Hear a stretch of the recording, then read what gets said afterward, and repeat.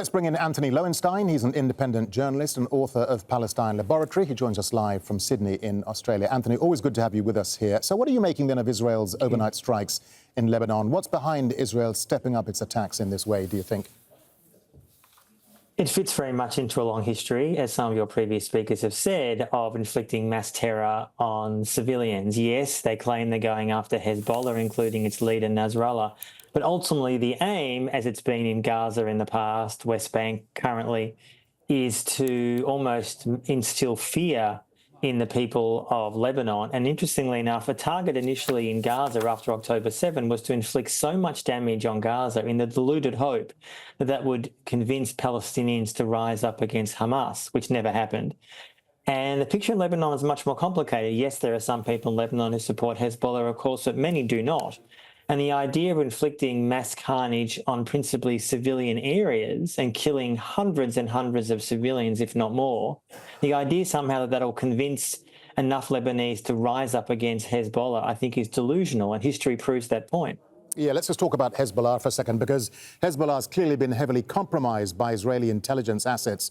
Can Hezbollah absorb this kind of kinetic onslaught on its command and control infrastructure? And what impact is that having on the group's operational capabilities, Anthony?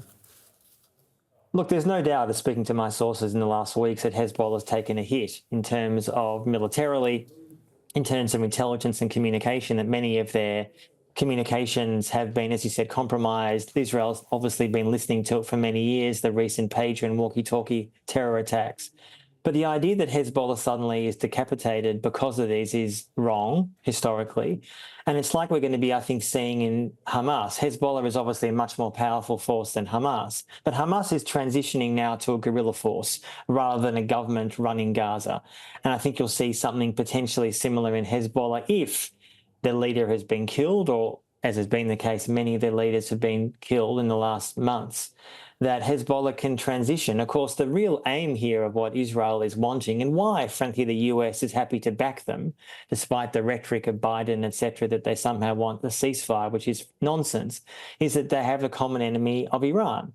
And despite Iran's recent government talking a bit more about working with the West and trying to soften those relationships, Iran, I think, and I'd argue still Israel, does not want full-blown war.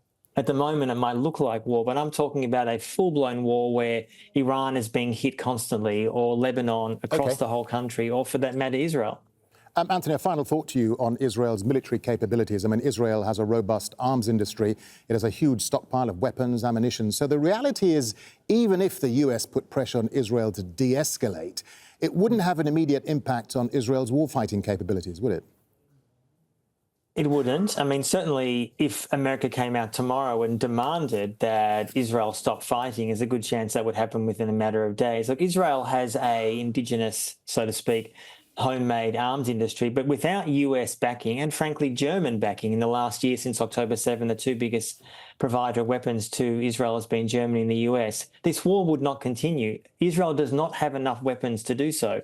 It's worth saying that they are trying to build far more weapons domestically, and also what they're trying to do is continue to expand, as I've written about for years, an arms industry. They are the 9th or 10th biggest arms seller in the world, and that industry, in fact, is growing, not shrinking, to the point where since October 7, Israel's been testing huge amounts of new weapons, including in Gaza and in Lebanon the last while. So Israel is, to some extent, an independent state on paper, but without US and Washington's backing, which has been solid for, frankly, 75, 80 years, this situation would stop pretty quickly.